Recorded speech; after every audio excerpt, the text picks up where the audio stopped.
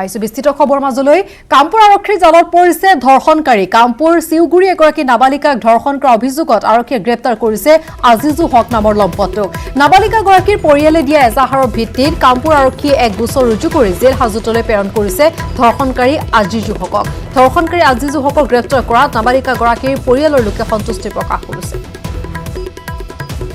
এটা মৃতদেহক লৈ নলবাৰী আৰু বাক্সা জিলাৰ সীমান্তৱৰ্তী বৰজাৰ চাঞ্চল্য মৃতদেহৰ কাষত বেগ চেণ্ডেল উদ্ধাৰ বৰজাৰ 31 নম্বৰ ৰাষ্ট্ৰীয় ঘাইপথৰ ডিভাইডাৰত উদ্ধাৰ মৃতদেহ স্থানীয় একাংশ প্ৰত্যক্ষ কৰে লোকজনক পৰিচয়বিহীন লোকজনৰ মৃতদেহ ডিভাইডাৰৰ মাজত উদ্ধাৰ হোৱা ঘটনাই চাঞ্চল্যৰ সৃষ্টি কৰিছে এয়া স্বাভাৱিক মৃত্যুদে হত্যাকাণ্ড সেয়া তদন্তৰ পাছতহে পোহৰলৈ আহিব অৱশেষত আৰক্ষীৰ জালত পৰিছে উজনি কুখ্যাত গৰুচুৰ ইন্দিচাৰী ওৰফে মুনমুন গ্ৰেপ্তাৰ লগে লগে পত্নীৰ বিস্ফোৰক অভিযোগ প্ৰেমৰ চলনাৰ প্ৰবঞ্চক মুনমুনে বিয়া কৰিছিল 5 গৰাকীকৈ যুৱতী কিশোৰী যোৱা 7 আগষ্টত তিয়কৰ কাকজাত কৰ্মক্ষেত্ৰৰ পৰা পুনৰ প্ৰেমৰ চালনাৰে পলুৱাই নিয়ে এগৰাকী 15 বছৰীয়া কিশোৰী পৰিয়ালৰ লোকে তিয়ক আৰক্ষী থানাত দিয়া এজাহাৰৰ ভিত্তিত সোমবাৰে নিশা আৰক্ষীয়ে যোৰহাটৰ পুলিবৰত কিশোৰীগৰাকী সহ আত্মগোপন কৰি থকা ইন্দিচক গ্ৰেপ্তাৰ কৰে পত্নীৰ সম্পৰ্কীয় যুৱতীক লৈ আত্মগোপন কৰিছিল কেৰালা হাৰি যোৱা নাছিল বোৱাৰীও শিৱসাগৰৰ ডিমো এটা ভাড়াঘৰত থকা ইন্দিছে অভিনৱ কায়দেৰে সৰবৰাহ কৰিছিল চুৰাংকৰো গৰু চুৰিৰ বাবে ব্যৱহাৰ কৰিছিল স্কৰপিঅ ইণ্ডিগৰ দৰে বিলাসী বাহন কিছুদিন পূৰ্বে বিলাসী বাহনত চুৰি কৰি আনোতে লাহটুগৈ আৰক্ষীয়ে গৰু গাড়ী সহ 2 সহযোগী অভিযুক্তক গ্ৰেপ্তাৰ কৰিবলৈ সক্ষম হয় যদিও পলাই গৈছিল মূল অভিযুক্ত ইন্দিচালী ইতিমধ্যে লাহটুগৈ আৰক্ষীয়ে জেললৈ প্ৰেৰণ কৰিছে অপৰাধীক ইন্দিচালী লংকাত বালিৰ চুৰাং বেহা চালানবিহীনভাৱে বালি সৰবৰাহ কৰি চৰকাৰক ৰাজহ ফাঁকি একাংশ বালি মাফিয়াৰ ৰেল বিভাগৰ উৰণীয়া সেতু নিৰ্মাণৰ কামত চুৰাং বালি ব্যৱহাৰ হোৱাৰ পূৰ্বৰ পৰা উঠি আহিছিল অভিযোগ ইয়াৰ মাজতে সোমবাৰে ৰেলৰ উৰণীয়া সেতু নিৰ্মাণস্থলীত বালি পেলাই থকা অৱস্থাত স্থানীয় লোকে বালি ভৰ্তি এখন গাড়ী জব্দ কৰি বন বিভাগক অৱগত কৰে আৰু সেইমতে বন বিভাগৰ লোক উপস্থিত হৈ তদন্ত কৰাত প্ৰথম অৱস্থাত চালান প্ৰদৰ্শন কৰিব পৰা নাছিল যদিও পৰৱৰ্তী সময়ত ডিমা হাছাওলৈ বালি নিয়াৰ এখন চালান দেখুৱায় ঘটনা সংক্ৰান্তত বন বিভাগ আৰু আৰক্ষীয়ে তদন্ত অব্যাহত ৰাখিছে পূজাই ডবকাত ৰহস্যজনক অৱস্থাত এগৰাকী বুৱাৰীৰ মৃতদেহ উদ্ধাৰ হোৱা ঘটনাই চাঞ্চল্যৰ সৃষ্টি কৰিছে ডবকাৰ ভগীৰাম গাঁৱত নিজু চৰগ্ৰেৰী নামৰ বুৱাৰীগৰাকীৰ মৃতদেহ নিজ গৃহতে নিশা ডিঙিত চিপ লৈ ওলমি থকা অৱস্থাত নিজৰ 9 বছৰীয়া পুত্ৰ উদ্ধাৰ কৰে পিছত ওচৰ চুবুৰীয়া আহি বুৱাৰীগৰাকীক মৃত অৱস্থাত পায় আৰু লগে লগে আৰক্ষীক খবৰ দিয়ে ডবকা আৰক্ষী পুৱা ঘটনাস্থলীত উপস্থিত হৈ মৃতদেহ মৰণোত্তৰ পৰীক্ষাৰ বাবে নগাঁও অসামৰিক চিকিৎসালয়লৈ প্ৰেৰণ কৰিছে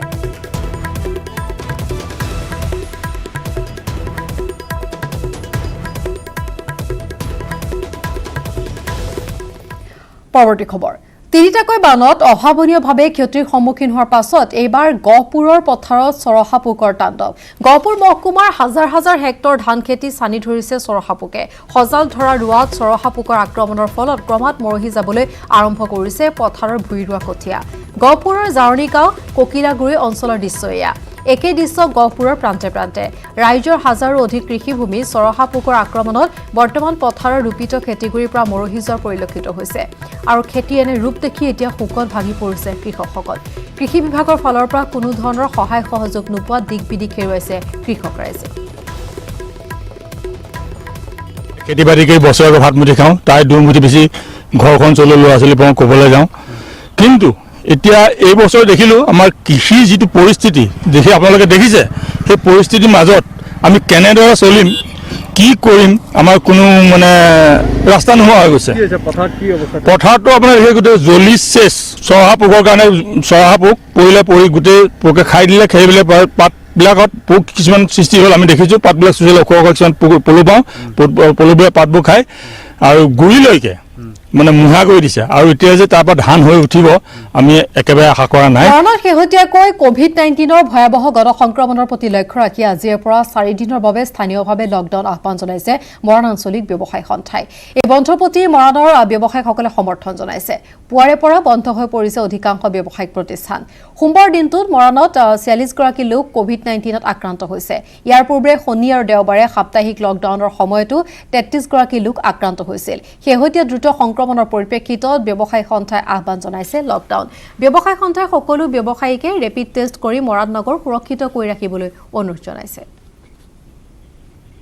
আৰু এখন খবৰত আগবঢ়াইছো মৰাণৰ পৰা ঋষেশ্বৰ বৰুৱাৰ এক প্ৰতিবেদন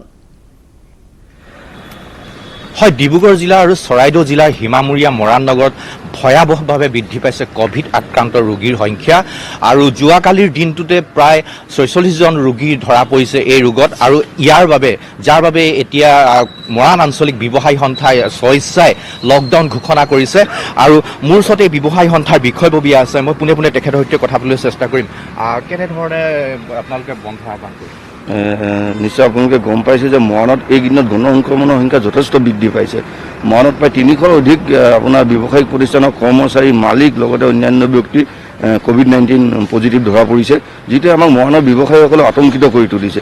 যিহেতু ই এটা চেইন ছিষ্টেমৰ মাজত গুচি গৈছে মৰাণত, আৰু ইয়াৰ পৰা আপোনাৰ গাঁও ভূঁইলৈ মৰাণৰ যিহেতু আপোনাৰ মৰাণৰ ওচৰ পাজৰ অঞ্চলৰ পৰা বিভিন্ন ব্যক্তি বজাৰ কৰিবলৈ আহে আৰু ব্যৱসায়িক প্ৰতিষ্ঠানত বজাৰ কৰোঁতে তেওঁলোকৰ গাতো হয়তো সংক্ৰমিত হ'ব পাৰে, যাৰ ফলত মৰাণৰ ওচৰ পাজৰ এৰিয়াটো ইয়াৰ প্ৰভাৱ পৰিব পাৰে। এই গোটেই বিষয়বস্তুবোৰ আমি লক্ষ্য কৰি পেলাই আমি ভাবিলোঁ যে নহয়, এই বস্তুটো বন্ধ কৰিবৰ কাৰণে মৰাণত কেইদিনমানৰ কাৰণে লকডাউন দিয়াটো খুবেই প্ৰয়োজন হৈ পৰিছে। গতিকে আমি ব্যৱসায়ীসকল আলোচনাত বহি প্ৰশাসনক আমি জনালোঁ। প্ৰশাসনৰ লগতো গৈ পেলাই আমি তেওঁলোকক অৱগত কৰিলোঁ যে মৰাণৰ এই পৰিৱেশটো বেয়ালৈ গৈছে, গতিকে আমি মৰাণত 4 দিন লকডাউন দিব বিচাৰিছোঁ।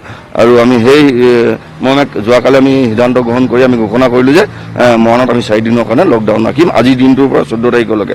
আৰু মৰাণৰ সমূহ ব্যৱসায়ী আমাক এই ক্ষেত্ৰত সমৰ্থন কৰিছে আৰু ই শক্তিশালীভাৱে আজি বন্ধ পালন কৰিছে। কি ক্ষেত্ৰত শিথিলতা আছে ইয়াত? শিথিলতা চব মেইনলি আপোনাৰ আমি ফাৰ্মাচী আৰু তেল ডিপু খোলা ৰাখিবলৈ দিছোঁ, আৰু যিহেতু কেঁচামাল কাৰোবাৰ যদি আহে আজিৰ দিনটোত আমি লোডিং আনলোডিং কৰিবলৈ কৈছোঁ তেওঁলোকক। হয়, নিশ্চয়কৈ আজিৰে পৰা শুকুৰবাৰলৈ যি লকডাউন ঘোষণা কৰিছে ব্যৱসায়ীসকলে, ইয়াৰ পিছতে শনিবাৰ আৰু দেওবাৰ যিহেতু সাপ্তাহিক লকডাউন, অৰ্থাৎ 6 দিনকৈ বন্ধ থাকিব মৰাণ নগৰ। আৰু কেমেৰা পাৰ্চন পুনাই এই মুহূৰ্তত দেখাব যে এনেধৰণে দোকান পোহাৰসমূহ বন্ধ হৈ পৰিছে। আৰু যিহেতু মৰাণ নগৰৰ কথা যদি কোৱা হয়, ই পৌৰসভা এলেকাৰ অন্তৰ্গত, সেয়েহে শনিবাৰ দেওবাৰ যিহেতু বন্ধ থাকিব। আৰু এটা কথা কোৱাৰ প্ৰয়োজন যে আতংকিত হৈ পৰিছে, যিহেতু গণ সংক্ৰমণ বৃদ্ধি পাইছে মৰাণ নগৰত। আৰু কোৱাৰ প্ৰয়োজন যে মৰাণ চাৰ্কুলৰ আণ্ডাৰত প্ৰায় 5টাতকৈ ৰেপিড চেণ্টাৰ আছে। দ্ৰুতগতিত যি কৰোণা সংক্ৰমণৰ বৃদ্ধি পাইছে, ইয়াৰ প্ৰতি লক্ষ্য ৰাখি প্ৰশাসনেও তৎপৰতা গ্ৰহণ কৰিছে। আৰু কেৱল মৰাণ নগৰে নহয়, মৰাণ নগৰৰ ওচৰ পাজৰ বিভিন্ন অঞ্চলত দ্ৰুতগতিত বৃদ্ধি পাইছে ক'ভিড আক্ৰান্ত ৰোগীৰ সংখ্যা। আৰু এই ক্ষেত্ৰত নিশ্চয়কৈ গুৰুত্বপূৰ্ণ পদক্ষেপ আগবঢ়াইছে, গুৰুত্বপূৰ্ণ পদক্ষেপ লৈছে মৰাণ আঞ্চলিক ব্যৱসায়ী সন্থাই। আৰু কৰোণা সংক্ৰমণ ৰোধৰ বাবে যি ব্যৱস্থা গ্ৰহণ কৰিছে, সি নিশ্চয় আদৰণীয়। আৰু সকলোকে মৰাণ আঞ্চলিক ব্যৱসায়ী সন্থাই এই আহ্বান মানি চলিবলৈ, যি বন্ধ লকডাউন মানি চলিবলৈ আহ্বান জনাইছে। আৰু ইফালে ৰাজ্যত 60,000 ঘৰ অতিক্ৰম কৰিছে কৰোণা আক্ৰান্তৰ সংখ্যাই। সোমবাৰ দিনটোত কৰোণাত আক্ৰান্ত হৈছে 2,900 জন। 61,737 জনলৈ বৃদ্ধি হৈছে আক্ৰান্তৰ সংখ্যা। আৰু 60,425টা টেষ্টৰ ভিতৰত 2,900 জন পজিটিভ।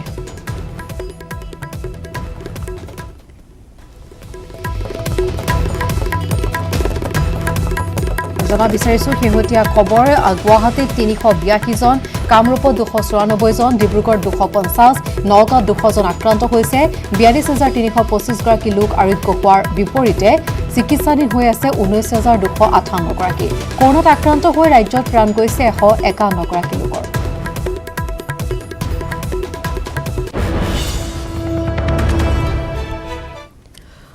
মাতৃহাৰা হ'ল গোলকগঞ্জৰ বিধায়ক অশ্বিনী ৰায় চৰকাৰ। দীৰ্ঘদিন ধৰি এলজাইমাৰ ৰোগত ভুগি আছিল বিধায়কগৰাকীৰ মাতৃ।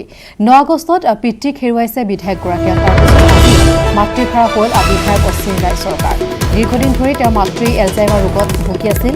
9 আগষ্টত তেওঁ পিতৃক হেৰুৱাইছিল আৰু আজি মাতৃক হেৰুৱাইছে বিধায়ক অশ্বিনী ৰায় চৰকাৰে।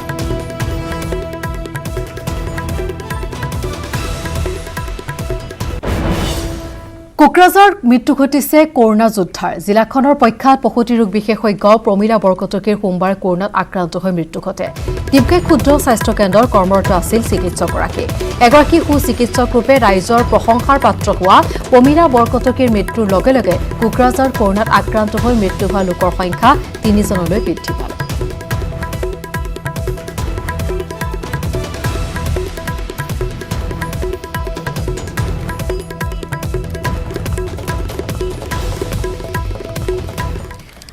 বাতৰি কৰি বাতৰি হ'ল স্বয়ম্ভু সাংবাদিক লখিমপুৰ আৰক্ষীৰ নিজাববীয়া গোচৰত গ্ৰেপ্তাৰ হৈছে ভুৱা মেনেজিং ডাইৰেক্টৰ এডিটৰ সহ ৰিপৰ্টাৰ সহজে গ্লেমাৰ আৰু ধন ঘটাৰ উপায় হিচাপে লৈছিল এই তিনি যুৱকে সাংবাদিকতাক এটা ফেচবুক পেজ খুলি নিউজৰ নামত কাৰোবাক ভাবুকি কাৰোবাক ব্লেকমেইলিং কৰি এক প্ৰকাৰে লখিমপুৰৰ সংবাদ ক্ষেত্ৰত অৰাজকতাৰ সৃষ্টি কৰিছে কাঠফুলাৰ দৰে গজি উঠা অবৈধ ফেচবুক চেনেলসমূহে বাতৰি পৰিৱেশনৰ ন্যূনতম জ্ঞান নথকা নিউজ টুডে নামৰ পেজটোত দুদিন পূৰ্বে সম্প্ৰচাৰিত হৈছিল এটা ধৰ্ষণৰ বাতৰি য'ত প্ৰকাশ পাইছিল ধৰ্ষিতা শিশু কিশোৰী ধৰ্ষণকাৰী নাম ঠিকনা যাৰ অভিযোগত লখিমপুৰৰ বিপুৰী আৰক্ষীয়ে গ্ৰেপ্তাৰ কৰিছে স্বয়ম্ভু এমডি মুফতাজিৰ ৰহমান শফিউল হুছেইন আৰু সৈয়দ আনিউৰ ৰহমানক আৰক্ষীয়ে তিনিওকে গ্ৰেপ্তাৰ কৰি জেললৈ প্ৰেৰণ কৰিছে শীঘ্ৰে আৰু বহুকেইজন স্বয়ম্ভু সাংবাদিক আৰক্ষীৰ জালত পৰিব বুলি মন্তব্য কৰিছে আৰক্ষীয়ে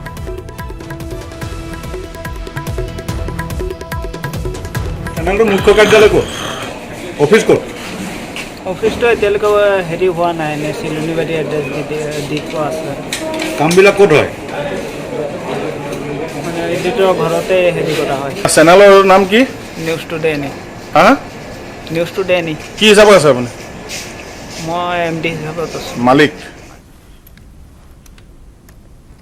যিসময়ত বিদ্যুতৰ নাটনিয়ে ৰাজ্যবাসীক জুৰুলা কৰিছে তেনে সময়ত দুধনৈ আৰু বকুবাসীৰ বাবে ভাল খবৰ কঢ়িয়াই আনিছে ৰাভা হাছঙে বিদ্যুতৰ খৰচ কমৰ লক্ষ্যৰে অচিৰে দুধনৈ আৰু বকু চহৰ সৌৰচাকিৰে উজ্বলাই তোলা হ'ব এই পৰিকল্পনা হাতত লৈছে ৰাভা হাছং পৰিষদে ৰাভা হাছং পৰিষদৰ সচিবালয় প্ৰাংগণত সৌৰচাকি সংস্থাপনৰ আঁচনিৰ শুভাৰম্ভ ৰাভা হাছঙৰ বিভিন্ন আঁচনিসমূহৰ অংশৰূপে এইবাৰ 2019-20 বিত্তীয় বৰ্ষত 13,13,000 টকা ব্যয় সাপেক্ষে সৌৰচাকি সংস্থাপনৰ ব্যৱস্থা কৰা হৈছে এই উপলক্ষে সোমবাৰে সচিবালয় চৌহদ প্ৰাংগণত আঁচনিৰ শুভাৰম্ভ কৰা হয় ৰাভা হাছঙৰ মুখ্য কাৰ্যবাহী সদস্য টংকেশ্বৰ ৰাভাই শুভ উদ্বোধন কৰি কয় যে আঁচনি অনুসৰি প্ৰথমবাৰ বাবে ৰাভা হাছং পৰিষদৰ চৌহদত সৌৰচাকি সংস্থাপনৰ ব্যৱস্থা কৰা হৈছে পৰৱৰ্তী পৰ্যায়ত দুধনৈ চহৰৰ লগতে বকু চহৰতো সৌৰচাকিৰে উজ্বলাই তোলাৰ বাবে চিন্তা চৰ্চা কৰা হৈছে তেওঁ লগতে কয় যে বিজুলী খৰচ ৰাহি কৰাৰ বাবে এনে ধৰণৰ বিকল্প চিন্তা চৰ্চা কৰা হৈছে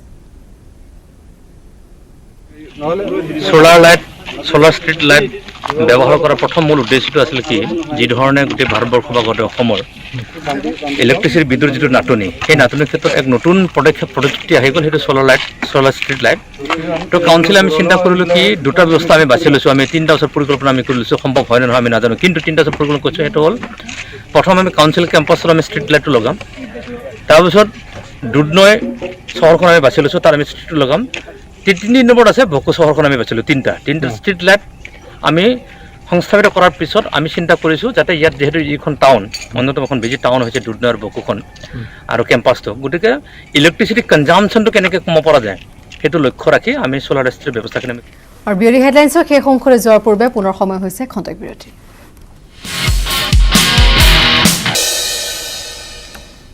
আইসি বিউৰি হেডলাইন্সৰ শেষ অংশলৈ যোৱাটোত অবৈধ বন্ধুসহ দুজন যুৱকক গ্ৰেপ্তাৰ কৰিছে আৰক্ষীয়ে ধৃত যুৱক দুজন হৈছে গড়মূৰ কুমাৰ গাঁৱৰ দিগন্ত দত্ত আৰু দুলীয়া গাঁৱৰ ৰাজীৱ দত্তৰ ঘৰৰ পৰা আৰক্ষীয়ে অভিযান চলাই এটা ফেক্টৰীত নিৰ্মিত ডিপিবিএল বন্দুক আৰু 12 পৰৰ 5টা সজীৱ গুলী উদ্ধাৰ কৰিছে দুইজনকে ৰাজীৱ দত্তৰ ঘৰৰ পৰা কৰায়ত্ব কৰিছে আনহাতে দিগন্ত দত্ত নামৰ যুৱকজনৰ বিৰুদ্ধে ইয়াৰ পূৰ্বেও এটা গোচৰ ৰুজু হৈ আছে তেতিয়াৰ পৰা পলাতক হৈ আছিল দিগন্ত দত্ত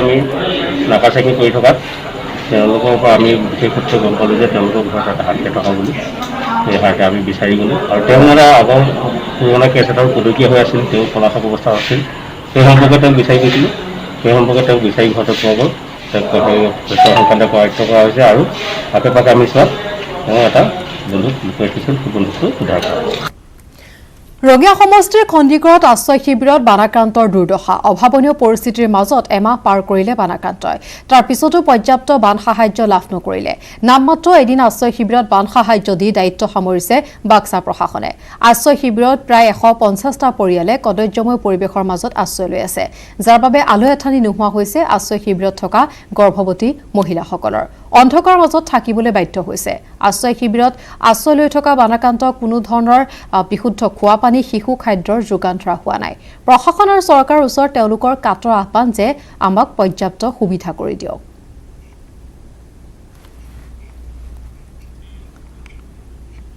আৰু এখন ৰবত আগবঢ়াইছো ইনামুল ইছলামৰ এক প্ৰতিবেদন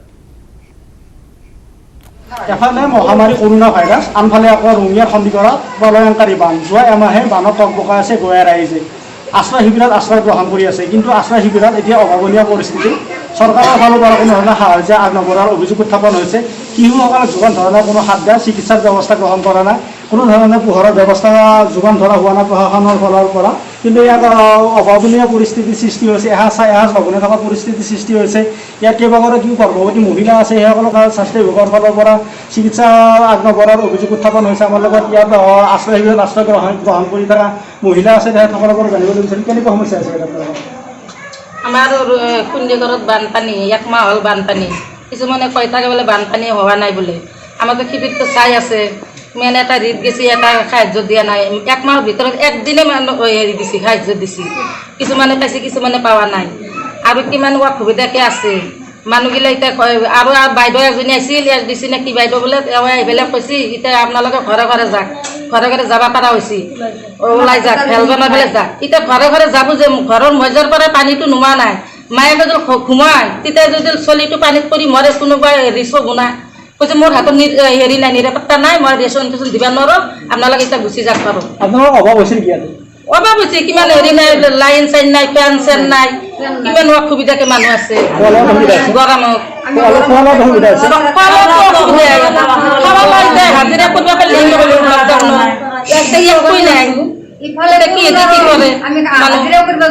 হয়, বাক্সা জিলাৰ অন্তৰ্গত সন্দিগড় অঞ্চল। ইয়াত বাক্সা জিলা প্ৰশাসনেই হওক বা কামৰূপ জিলা প্ৰশাসনেই হওক, তেখেতসকলৰ পৰা কোনো ধৰণৰ বান সাহায্য আগনবঢ়োৱাৰ অভিযোগ উত্থাপন হৈছে। আৰু বান সাহায্য দিয়াৰ পৰিৱৰ্তে যি গোৰেশ্বৰৰ ৰাজহ বিষয়া আহিছিল ইয়াত, আৰু আহি ইহঁতসকলে এক প্ৰকাৰ ধমকিৰ সুৰত কৈছিলে যে ইহঁতসকলে আশ্ৰয় শিবিৰৰ পৰা উভতি যাব লাগে, যি বানত টকবকাই আছে, বান বিধ্বস্ত অঞ্চল। আৰু ইয়াত ঘৰ মাটি সকলো হেৰুওৱা লোকসকলে ইয়াত আশ্ৰয় গ্ৰহণ কৰি আছিল।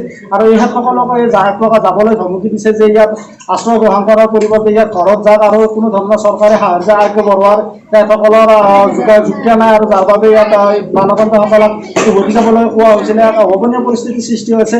আৰু যিসকল গৰ্ভৱতী মহিলা আছে সিহঁতসকলক চিকিৎসাৰ ক্ষেত্ৰত যথেষ্ট স্বাস্থ্যৰ ক্ষেত্ৰত জৰুৰত হৈছে চিকিৎসা, কিন্তু তেখেতসকলক কোনো ধৰণৰ স্বাস্থ্য চিকিৎসা গ্ৰহণ দৰং জিলাৰ দলগাঁও থানাৰ অন্তৰ্গত বুঢ়ীগাঁও ভাৰত পেট্ৰলিয়াম পেট্ৰল পাম্পত নিশা চুৰিকাণ্ড। আৰক্ষীৰ কাৰফিউ থকাৰ মাজতে 15 নম্বৰ ৰাষ্ট্ৰীয় ঘাইপথৰ দাঁতিত থকা ডিপুটোত নিশা চুৰে লুটি নিলে 4,60,000 টকা। নিশাৰ ভাগত কৰ্মচাৰীৰ ট্ৰাকত তেল দি থকাৰ সময়তে কেছ বক্সৰ তলা ভাঙি লুটি নিছে ধন।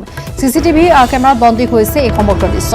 পেট্ৰল পাম্পৰ মালিকে থানাত এজাহাৰ দাখিল কৰাত দলগাঁও আৰক্ষীয়ে তদন্ত আৰম্ভ কৰিছে, কিন্তু এতিয়ালৈকে কোনো সংসূত্ৰ উলিয়াব পৰা নাই চুৰকেইটা।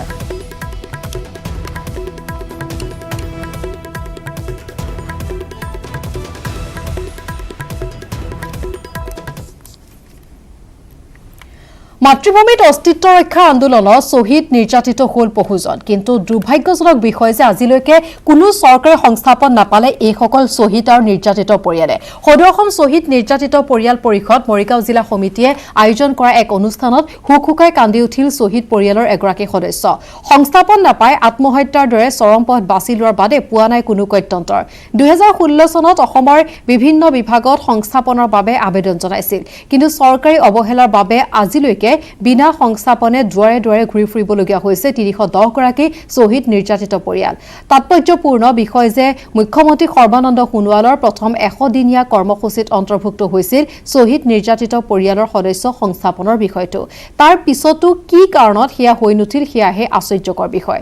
আগন্তুক স্বাধীনতা দিৱসত এইসকল শ্বহীদ নিৰ্যাতিত পৰিয়ালৰ সদস্যক চৰকাৰী সংস্থাপন দিয়াৰ দাবী জনাইছে সদৌ অসম শ্বহীদ নিৰ্যাতিত পৰিয়াল পৰিষদে। আমি শুনিবলৈ পাইছোঁ যে বৃহৎ নিযুক্তিৰ প্ৰক্ৰিয়া এটা আৰম্ভ হ'বলৈ গৈ আছে। গতিকে আমি শুনিব পাইছোঁ 50,000 নিবনুৱাক সংস্থাপন দিব। গতিকে তাত আৰু 315জন একেবাৰে নগণ্য বুলি ক'ব পাৰি।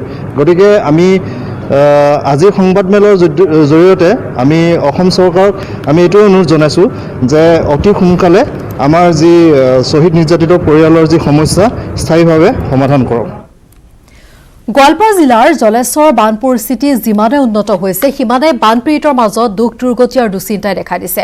পানী শুকাই গৈছে, কিন্তু বানপানী হৈ যোৱাৰ পিছৰ দৃশ্য অতি ভয়াৱহ হৈ পৰিছে। বানে তছনছ কৰি গৈছে জলেশ্বৰ সমষ্টিৰ পশ্চিম কাঠৰী গাঁও। সপোনৰ ঘৰখন বানে উটুৱাই লৈ গৈছে। গাঁওখনত ঘৰ বুলিবলৈ এটাও ঘৰ নাই, কেৱল চাৰিওফালে নদন বদন হৈ থকা তামোল গছ, নাৰিকল গছ, আম গছ, কঁঠাল গছ, মধুৰিআম গছ সকলো পানীৰ তলত, সকলোতে বালি, খেতিপথাৰ মানুহৰ ঘৰৰ চোতাল সকলোতে বালি। পশ্চিম কাঠৰীৰ 130টা পৰিয়ালৰ ঘৰ পানীয়ে উটুৱাই লৈ গৈছে। সপোনৰ ঘৰখন হেৰুৱাই অস্থায়ী আশ্ৰয় শিবিৰত বসবাস কৰিছে এইসকল লোকে।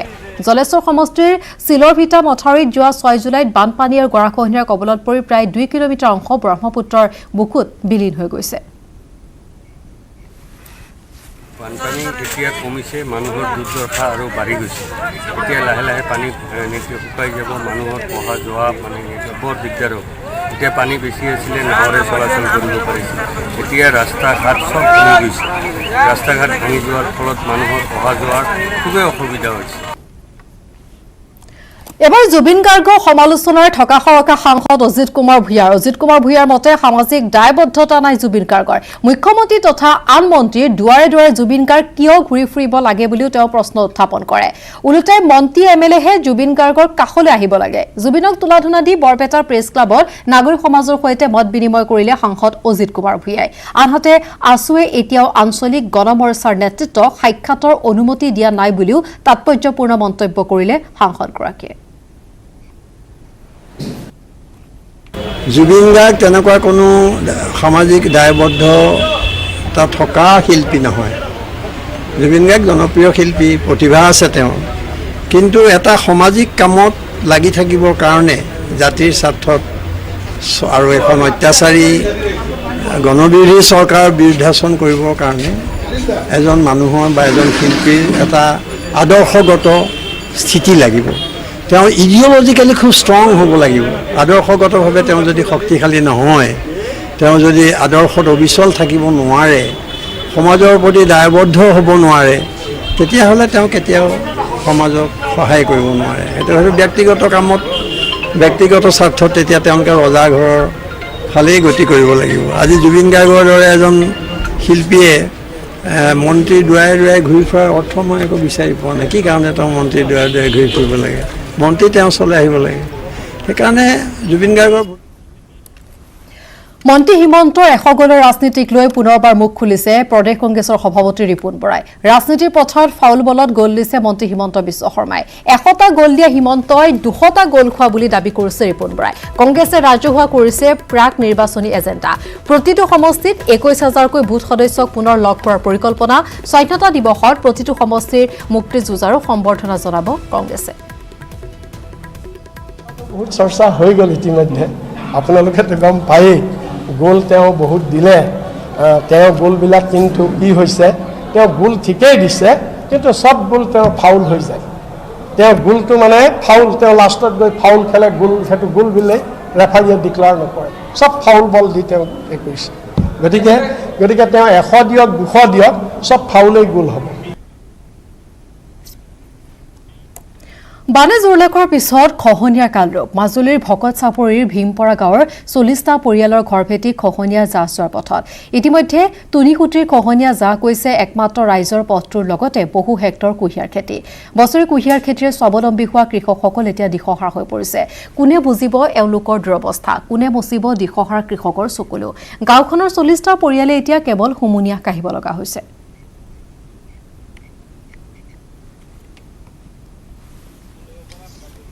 আৰু এখন খণ্ডত আগবঢ়াইছো সঞ্জিত বৰাৰ এক প্ৰতিবেদন। ব্ৰহ্মপুত্ৰৰ তুনিখুটিৰ খহনীয়া নিচিহ্ন কৰাৰ পথত ঐতিহাসিক ভীমপৰা গাঁও, আৰু যি ভীমপৰা গাঁৱৰ সমীপত মই উপস্থিত আছোঁ আৰু তুনিখুটি সেই খহনীয়াৰ দৃশ্য মই দেখুৱাইছোঁ। ইতিমধ্যে যিটো পথ, মূল পথ, প্ৰায় 12-13খন গাঁৱৰ অহা যোৱা কৰা যাতায়াতৰ যিটো পথ, এই পথটো ইতিমধ্যে এয়া তুনিখুটিৰ খহনীয়া নিয়া দেখিবলৈ পোৱা গৈছে। এক ভয়াৱহ খহনীয়া বুলি ক'ব লাগিব। যিসমূহ মই দেখুৱাইছোঁ খহনীয়াৰ দৃশ্যাংশ, এয়া এনেধৰণে এই তুনিখুটিৰ খহনীয়া, এনেধৰণে যি প্ৰধান পথটো ভীমপৰা অঞ্চলৰ ৰাইজৰ এই পথটো এনেধৰণে খহাই দিয়া দেখিবলৈ পোৱা গৈছে। কেমেৰা পাৰ্চন বিদ্যুৎ দেখুৱাব সামগ্ৰিক পৰিৱেশ। তুনিখুটিৰ পাৰৰ এই দৃশ্য দেখুৱাইছোঁ। ইতিমধ্যে ভয়াৱহ খহনীয়া হোৱা দেখিবলৈ পোৱা গৈছে, আৰু খহনীয়াই একমাত্ৰ যি পথটো ৰাইজে যাতায়াত কৰা এই পথটো ইতিমধ্যে আধা খহাই নিয়া দেখিবলৈ পোৱা গৈছে, আৰু যাক লৈ এতিয়া আতংকিত হৈছে ৰাইজ। মই আপোনাৰ পৰা জানিব বিচাৰিছোঁ, প্ৰথম ভীমপুৰৰ প্ৰায় 40টা পৰিয়াল হয় 40টা পৰিয়াল আছে। ৰাস্তাটো খহি গৈছে। ৰাস্তাটো আপোনাৰ যোৱা বছৰ খহিলে আৰু যিখিনি আছিলে সেইখিনি এইবাৰ খহিছে আৰু ইয়াৰ বাবে আমি মাজুলী প্ৰশাসনক আমি অৱগত কৰিছিলোঁ, কিন্তু প্ৰশাসনৰ ফালৰ পৰা আজিলৈকে কোনো ইয়াত ব্যৱস্থা লোৱা হোৱা নাই। আৰু একেছে কুঁহিয়াৰ খেতি ইতিমধ্যে কুঁহিয়াৰ খেতি আপুনি দেখিছে, এয়া কুঁহিয়াৰ খেতি প্ৰায় আপোনাৰ 1 হেক্টৰমান কুঁহিয়াৰ আছিলে এইখিনিত। এইটো আপোনাৰ কুঁহিয়াৰটো প্ৰায় খহাই আধা আধি হৈ গৈছে আৰু এতিয়া মানুহৰ কুঁহিয়াৰটোতকৈ ডাঙৰ কথা এটা হৈছে, আমি কমলাবাৰীলৈ এই গাঁওখনৰ মানুহখিনি বিশেষকৈ আমাৰ গাঁৱৰ পৰাও নামনিলে 3খন গাঁও আছে, আপোনাৰ ST গাঁও আছে। এতিয়া আমাৰ এই মানুহখিনি যাতায়াতৰ সম্পূৰ্ণৰূপে ৰাস্তাটো বন্ধ হৈ গৈছে আৰু আমাৰ ইয়াৰ পিছতে আপোনাৰ গোৱালগাঁৱত আছে আপোনাৰ চিৰিলুহিত পঞ্চায়তখন, আমাৰ যিটো ভকত চাপৰি পঞ্চায়ত পৰে সেইখন চিৰিলুহিত। সেই পঞ্চায়তৰ যিখিনি কাম কাজৰ কাৰণে মানুহ সকলো মানুহ এইফালে অহা যোৱা কৰিবলগীয়া হয়, কিন্তু আজি যাবৰ কাৰণে মানুহ কেনিবা যাবলৈ লোকৰ মাজতে বাৰীয়েদি যাবলগীয়া অৱস্থা এটা হৈছে। নিশ্চিতভাৱে মই দেখুৱাইছোঁ এনেধৰণে ভয়ানক খহনীয়া বুলি ক'ব লাগিব তুনিখুটিৰ, আৰু এই খহনীয়াৰ ফলত এতিয়া এই ভীমপুৰ অঞ্চলৰ ৰাইজে এতিয়া হাহাকাৰ কৰিবলগীয়া হৈছে। যিহেতু দাদা খেতি কৰি নিৰ্ভৰ কৰিবলগীয়া হয়, কিন্তু এতিয়া ৰাস্তাটো গ'ল আৰু খেতিপথাৰখনো এতিয়া যাব। খেতিপথাৰ আমাৰ সকলোখিনি আমাৰ নদীৰ বুকত যা গৈছে আৰু যাব থকাখিনিও, আৰু বাকী ৰাস্তা যিটো ৰাস্তা যে এবছৰ দিনে। আৰু ইয়াৰ লগতে সময় বিয়লি হেডলাইনছৰ পৰা বিদায় লোৱাৰ। নমস্কাৰ।